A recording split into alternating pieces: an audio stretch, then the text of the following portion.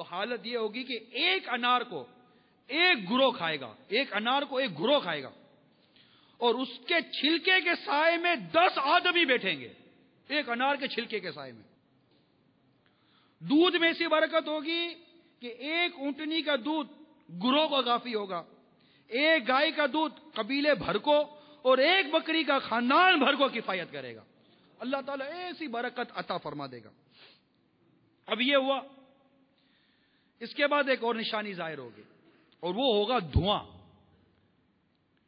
جس کا بیان سورہ دخان میں ہے۔ بدخان مبین، یہ سورہ دخان جو 25ویں پارے کی آیت نمبر 10 اور 11 کا جب آپ مطالعہ کریں گے تو وہاں آپ کو ملے گا کہ جہاں یہ ارشاد ہوتا ہے کہ تو تم اس دن کے منتظر رہو جب آسمان ایک ظاہر دھواں لائے گا جس سے زمین، یہ تو ترجمہ تھا، یہ دھواں ہوگا جس سے زمین سے آسمان تک اندھیرا ہو جائے گا، 40 شب و روز رہے گا یہ دھواں۔ مومن کی حالت ایسی ہوگی کہ جیسے نزلہ ہو گیا، اور کافر مدہوش ہوں گے، ان کے نتنوں، ان کے کانوں اور ان کے بدن کے سوراخوں سے وہ دھواں نکلے گا۔ اس کے بعد جو نشانی ظاہر ہوگی اسے کہتے ہیں دابۃ الارض، جس کا بیان پارہ 20 سورہ نمل کی آیت نمبر 82 میں موجود ہے، ترجمہ کنز ایمان۔ اور جب بات ان پر آ پڑے گی ہم زمین سے ان کے لیے چوپایا نکالیں گے جو لوگوں سے کلام کرے گا۔ یہ ایک جانور ہے جو کوہ صفا سے برآمد ہوگا، اس کے ہاتھ میں حضرت موسیٰ علیہ السلام والا عصا ہوگا، عصا موسیٰ، اور حضرت سلیمان علیہ السلام کی انگشتری ہوگی۔ عصا سے ہر مسلمان کی پیشانی پر ایک نشان نورانی بنائے گا، اور انگشتری سے ہر کافر کی پیشانی پر ایک سخت سیاہ دھبا۔ اس وقت تمام مسلم و کافر اعلانیہ ظاہر ہو جائیں گے، پھر یہ علامت کبھی نہ بدلے گی۔ جو کافر ہے ہرگز ایمان نہ لائے گا، اور جو مسلمان ہے ہمیشہ ایمان پر قائم رہے گا۔ یہ کیسا دور ہوگا، کیسا وقت ہوگا کہ اللہ ہم مسلمان ہیں، ہمیں مسلمان ہی رکھ اور مسلمان ہی اٹھائیو۔ اللہ ہم قبر میں بھی ایمان سلامت لے کے جائیں، ہمیں فتنوں سے، فساد سے، آفتوں سے بچا، اور ہمارا ایمان سلامت رکھ، ہمارا ایمان سلامت رکھ، ہمارا ایمان سلامت رکھ، ہمارا ایمان سلامت رکھ۔ فتنہ دجال سے بچا اللہ، فتنہ دجال سے بچا اللہ، فتنہ دجال سے بچا۔ صلو علی الحبیب۔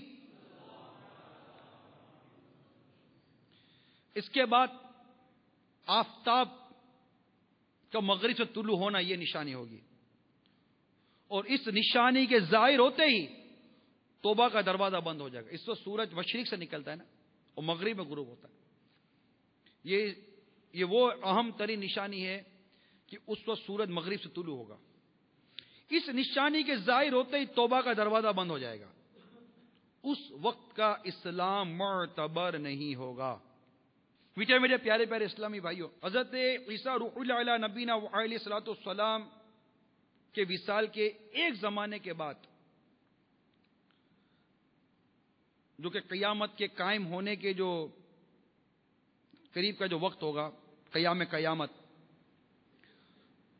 کو جب 40 برس رہ جائیں گے، 40 ایئرس،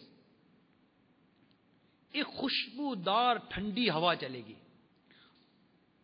جو لوگوں کی بغلوں کے نیچے سے گزرے گی،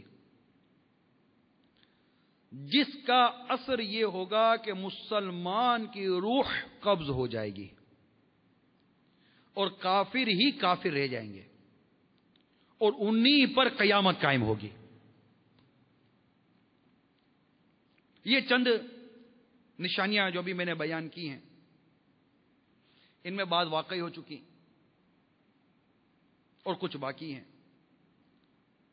جب نشانیاں پوری ہو جائیں گی اور مسلمان کی بغلوں کے نیچے سے وہ خوشبودار ہوا گزر لے گی جس سے تمام مسلمان کی وفات ہو جائے گی، اس کے بعد پھر 40 برس تک، 40 ایئرس کے جو ڈیوریشن ہوگا، اس دور میں وہ ایسا گزرے گا کہ اس میں کسی کی اولاد نہ ہوگی، یعنی 40 برس سے کم عمر کا کوئی نہ رہے گا، اور دنیا میں غیر مسلم ہی غیر مسلم ہوں گے، اللہ کہنے والا کوئی نہ ہوگا۔